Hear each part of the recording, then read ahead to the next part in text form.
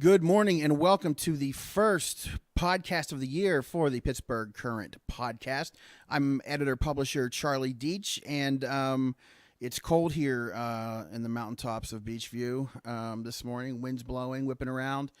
However, the good part of that is the taco stand from Las Palmas. That means the smells that emanate from those fantastic tacos just sort of swirl around the neighborhood, so that's always nice. So we have put out our first issue of the year, volume 2, issue 1. I feel like a regular like Creedence Clearwater Revival or something. My volume 2 of our greatest hits are about to begin. So issue 1, you can check that out. We have theater critic Ted Hoover, in my opinion and in the opinion of a lot of others, the best theater critic in the city of Pittsburgh, saw Hamilton, and you can check out his review there. He liked it. However, he also though brought up some other interesting points about sort of casting and things like that. So check that out. And then we also have our neighborhood preview neighborhood profile this week by my lovely partner Bethany Rue, who is staying tucked in her warm home or office right now. Instead of joining me here this morning, she did a profile of the neighborhood of Oakland, and it's a good read.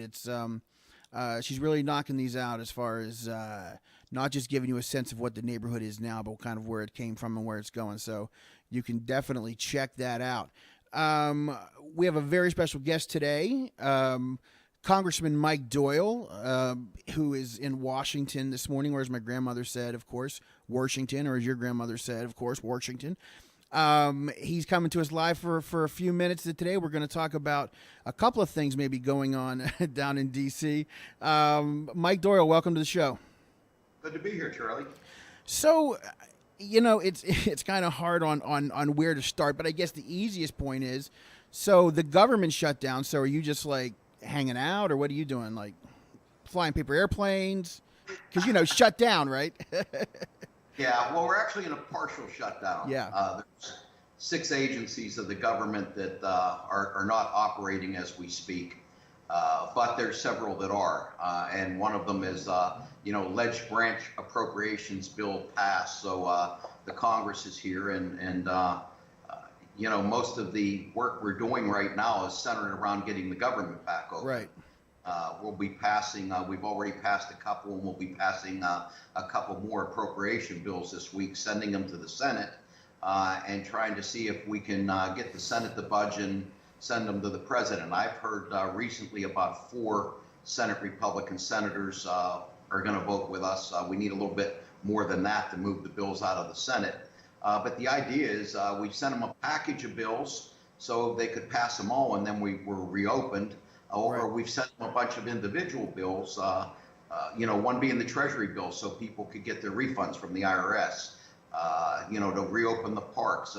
Today we're going to do the HUD bill and transportation bill. So our hope is that whether by piecemeal or whether by a package, that we can get these agencies reopened. It affects millions of Americans, and there's about 800,000 federal workers who are on the job working and not getting a paycheck. And tomorrow, I think, will be the day they will miss their first paycheck. So the situation gets worse by the day. Right.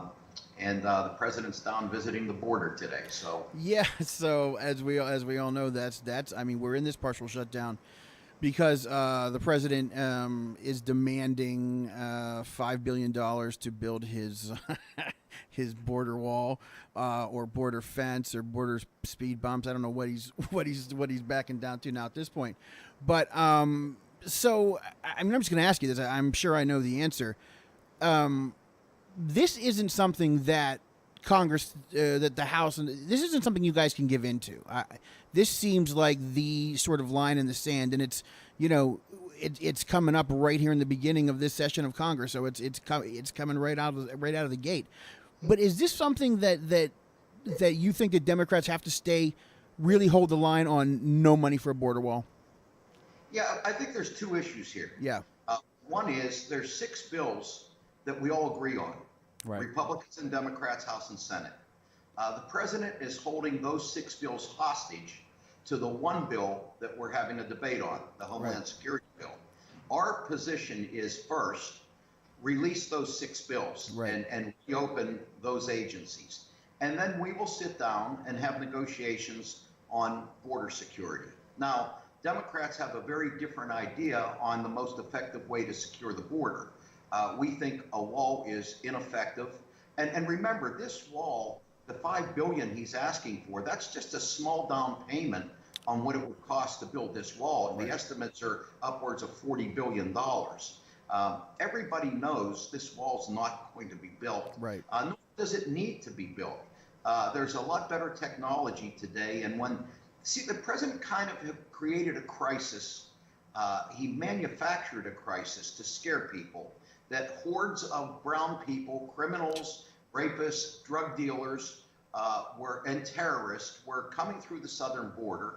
And we needed a barrier. We needed this great big 30-foot concrete wall with rebar in it to keep them from getting into the country. When the reality is, for the past year, the number of terrorists apprehended at the southern border was 12 people. And by the way, up in the northern border in Canada, it's 41. So maybe we need the wall up in Canada more than we need it down in the Mexican border. The drugs that are coming into the country, they're primarily coming through the ports of entry.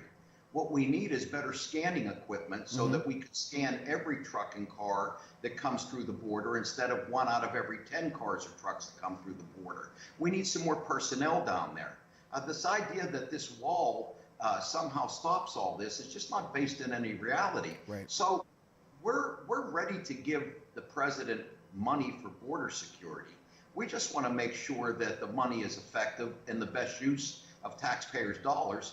And I can tell you, spending $40 billion on a wall that, number one, you're talking about 1,900 plus miles of border, some of it not suitable for walls, and a lot of it private property that the government would have to take by eminent domain and would be tied up in the courts for years. So this is just a bad idea, but you know, he's sort of wedded to it now, and he's painted himself into a corner, and he's not quite sure how to get out of it.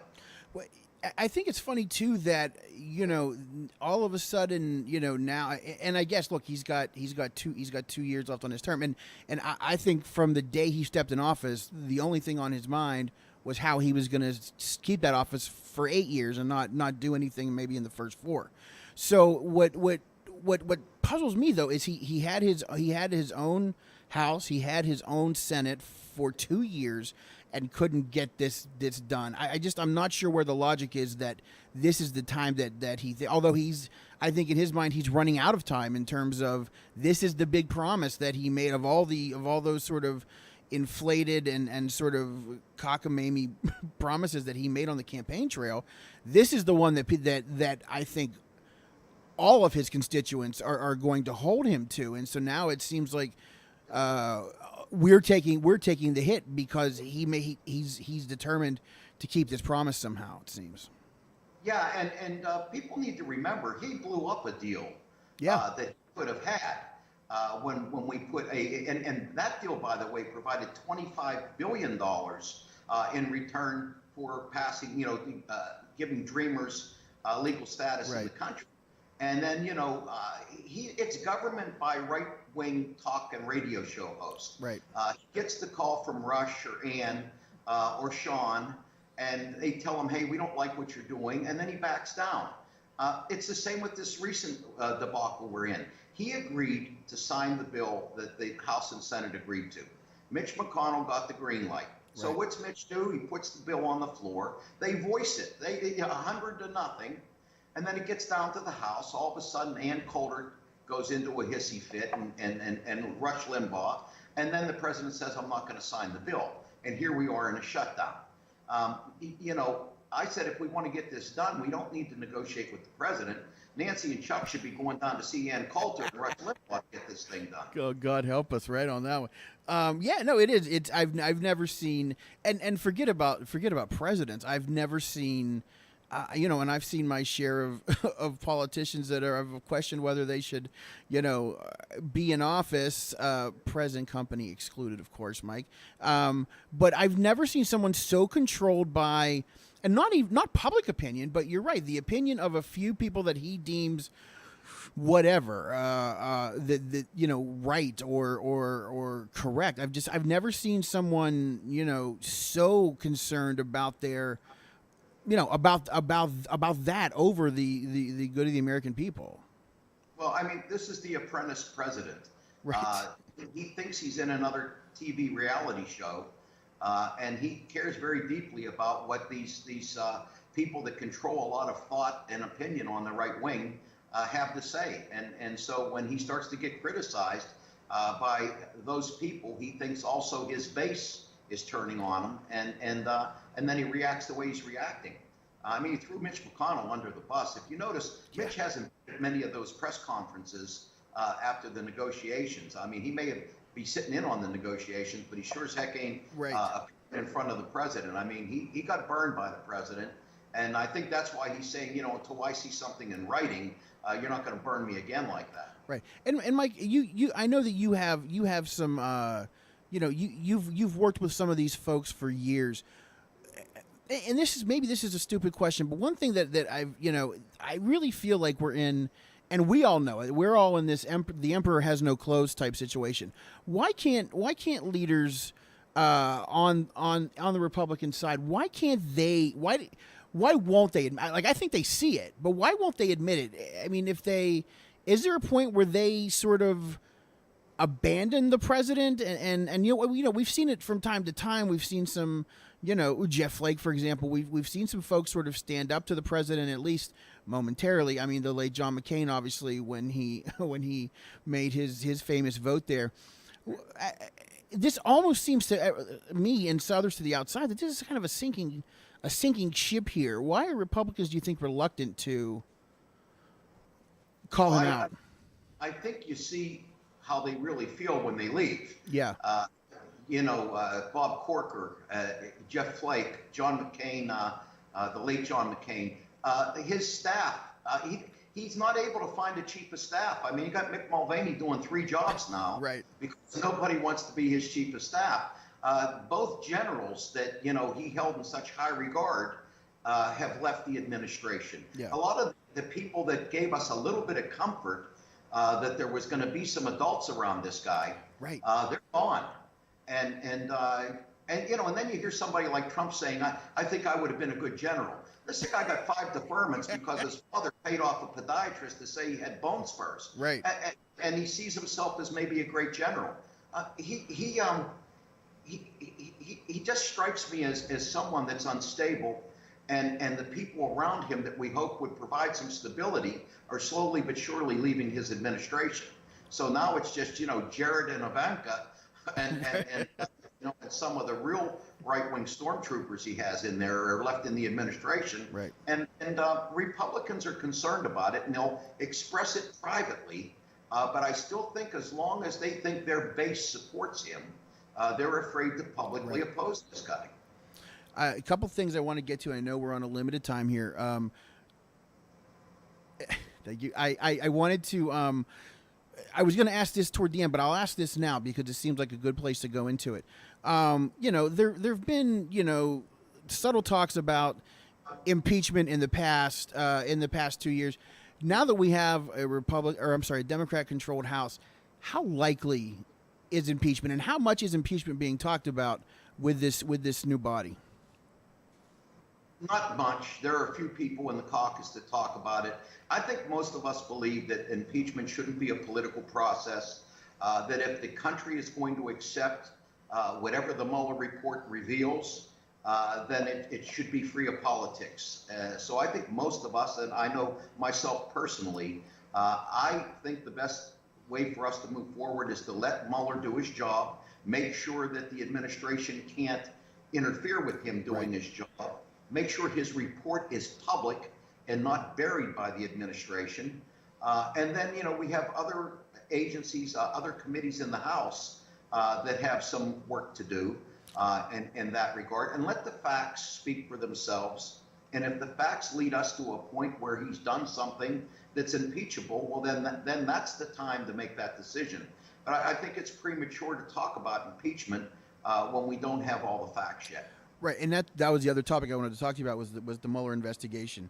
I haven't heard as much talk lately about the president potentially trying to shut that down, but are there things that the House can do to kind of make sure that the Mueller investigation, and I think it seems like anyway, we're so far into this, it seems like it is going to reach the point where there's a report made and issued. But there are some steps right that the House can make to make sure that that Trump can't derail this by removing Mueller here in the 11th hour or whatever hour we happen to be in with this report. Yeah, I think they're afraid to do that. I think what they're preparing to do is to attack the report, and try to claim, they've been trying to discredit Mueller for quite some time as political. If you see Rod Rosenstein is announced that he'll be leaving the administration, that causes us some concern. Sure. But I think, the House Intelligence Committee, the Judiciary Committee, there's still work to be done in those committees.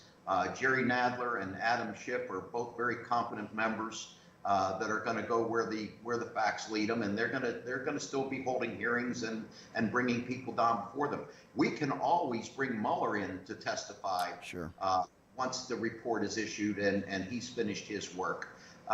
So we're not going to let this report be buried or redacted or anything like that. I mean, I think that the American people deserve to know what he found, and if he's found that the president's done nothing wrong, well, then that ends that discussion.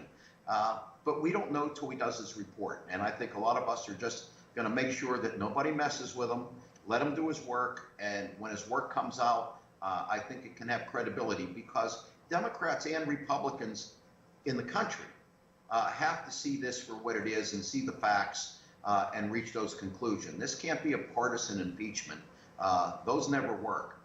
This has to be the country is convinced that this guy has done something that's impeachable, and if he has, we'll move forward. If he hasn't, then that ends that chapter. Right.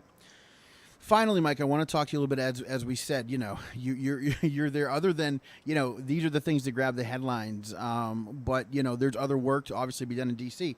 And you are expected to be named the chairman of the Communications and Technology Committee of the House Energy and Commerce Committee.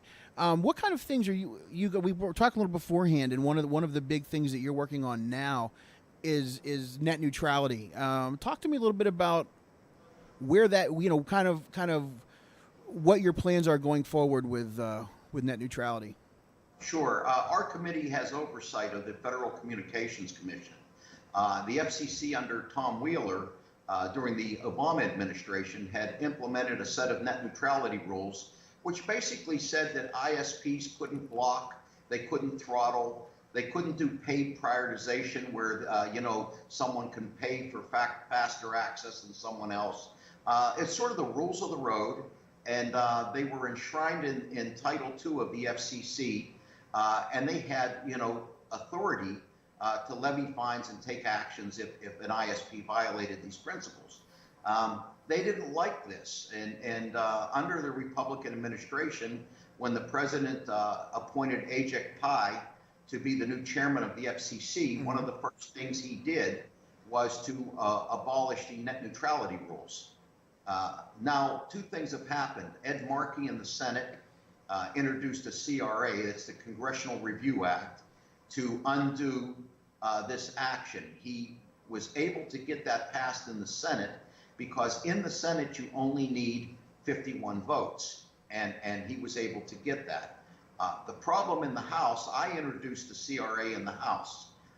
Problem is Speaker Ryan refused to bring the CRA to the floor, and it had to be done before the end of the year. So we had to use a discharge petition, which requires 218 signatures in order to get that bill to the floor. Well, we fell short of that because we needed to get about 24 Republicans to sign on with us, and I think we got 2. Right. So now we're in a new session of Congress. The CRA is dead, but one of the things our committee can do, and one of the things we're going to be taking a look at, is introducing a net neutrality bill in the House of Representatives and try to do it in such a way that it sort of concurs with what the 51 senators voted for, so that we have a chance to get this through in the Senate. And I would say that we have Republicans that support net neutrality. This really shouldn't be a Democrat-Republican issue as far as I can see. You know, the ISPs say that they're not doing this anymore. The reason the rules went into place is because they were doing it. Right. And while they may be behaving themselves now for a few months because they don't want to get caught doing this again, if they're not going to do it, I don't see the risk in saying, okay, if you're not going to do it anyway, let's just put it in the statute and make sure that, you know, a year from now that you still can't do it. So that's one of the things we're looking at. The other big issue we need to tackle is around privacy. Yeah. You know, who owns your data? You know, we found organizations like Facebook that was taking people's data and selling them to third parties, and people didn't know this. They didn't consent to it. They're regulated under a different agency, the Federal Trade Commission, which unfortunately doesn't have rulemaking authority or even the ability to fine a company the first time they have a violation. Facebook has been under a consent decree for over 10 years at the Federal Trade Commission. It's like a joke. They have like 2 people working on Facebook because they have jurisdiction over the entire economy, not just tech. Right. So one of the things we're looking at is, you know, do we need perhaps an agency focused exclusively on technology issues and privacy issues? You know how it is when you go on the internet, right? You want to get into a site and you have to click the I agree button. Well, you know, there's terms and conditions. Now, if you've ever downloaded the terms and conditions to read them, and I've done this, it's about— Congratulations, Congressman. yeah, legalese, and after you get to page 2, you're just like, well, you know, yeah, and you just hit the I agree button because you can't get in unless you hit the I agree button. Right. We think that process needs to be much more transparent, and we think there needs to be options if you don't want to agree to the terms of the conditions that they have specifically, how you can get into that service. Maybe it's a pay versus no pay kind of situation. Sure. The reality is we should own our data, and no one should be allowed to use our data without our permission. And I think most Americans feel that way strongly. And I think most are unaware how much their data is being used. Right. You know, if you're wearing, you know, I have a Fitbit on my wrist. This is transmitting a lot of information about my blood pressure, my heart rate, whether I exercise or not. They know how many steps I do every day or don't do. Right. Contraptions are being put on automobiles that are sending data about how you're driving your car. You know, and it goes on and on and on. If you have a smartphone, like we all do, if you're on the internet, they know just about, you know, if you get one of them 23andMe swabs on your cheek, right, your DNA is everywhere. Right. And I think a lot of people understand how much of their life is public information and being sold to parties that they don't even know about, who may or may not use that for purposes that we don't want to do. So in this new age of technology, I think this is something we have to look at and do it in a way that doesn't stifle innovation, but at the same time empowers people to understand what's going on with their data. Right. Congressman Mike Doyle, thank you so much for all the time today. I know we held you a little longer. A lot of stuff to pay attention to, obviously, as we move through this. Congressman, thank you very much. Good luck to you and your colleagues as you try to get the partial government shutdown to be a non-shutdown government, or whatever those terms may be. Thank you very much, Congressman. Just let me say that I appreciate the work you've done. I've followed you throughout your career, and you've done some very good journalism. I'm glad to see that this new venture that you're into is going well, and I wish you a lot of success. Thank you very much, Congressman. Congressman Mike Doyle, thank you very much for coming on. Wow, that was very nice. I was thinking about that. I think I've had think I've had my bank accounts hacked, I think 2 or 3 times, but I think they've stopped because there's nothing in there. I think they've realized it's a waste of time. They see my social security number come up on the black web, and it's got like they used to put the picture of the person up on the do not take checks at the convenience store. Don't take checks from this guy. I think somewhere in the dark web is my picture says do not use his social security number. You get hit with fees. So yeah, there was a lot to sort of process. I don't know. It's tough. I'm sure it's.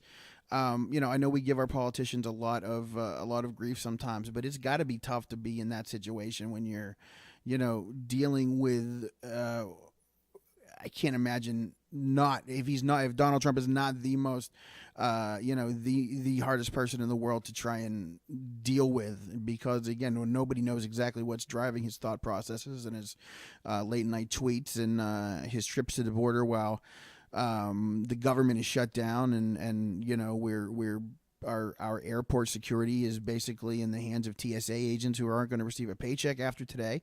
And, not that I think any of those folks would, but it's tough when you're worried about your paycheck, you're worried about your family. And, I think there's just a lot at stake here. And so I'm glad to hear that, at least there's an effort out there on both sides, it would seem, at least partially on, to kind of get this taken care of. New issue on the streets this week. Again, our review of Hamilton. Sue Kerr has she has a column this week on maybe what kind of predictions of what 2019 might hold for civil rights protections for the LGBT community, as well as some other predictions there. But the most exciting / fun thing is go to our website, Pittsburgh.com, and we have our sex issue coming up on February 5th, and there'll be a lot of stories. We're working on some stories about I don't want to give it all away, but we're working on a wide variety of stories, including things like sexual health and consent, and we're looking at all sort of aspects of sex. But what we've put up online is a fun quiz. Please be not if you blush at if you blush at adult themes, you might want to skip it. But so we're just asking some information, about your sexual history and your sexual, preferences. And I know that seems nebby, but we're putting together we're trying to get the kind of the ultimate Pittsburgh sex survey, and it is called How Yin's Bangin', and it's on our website. It's the link to the survey is on our website at www.pittsburghcurrent.com. So yeah, I think that that is probably gonna do it for today. Stay tuned to our Facebook page as well as our social media at PGH Current. We may have a programming swap next week. We have a guest coming into town that was originally coming in on Thursday. They're now coming in on Friday, so we think we may move the show, but keep track of our social media and we'll let you know. And until then, have a great week. And the 100 things to help you chill out this winter. Our winter guide is coming out on the 22nd, so look forward to that. I'm Charlie Deitch, Pittsburgh Current. Thanks a lot.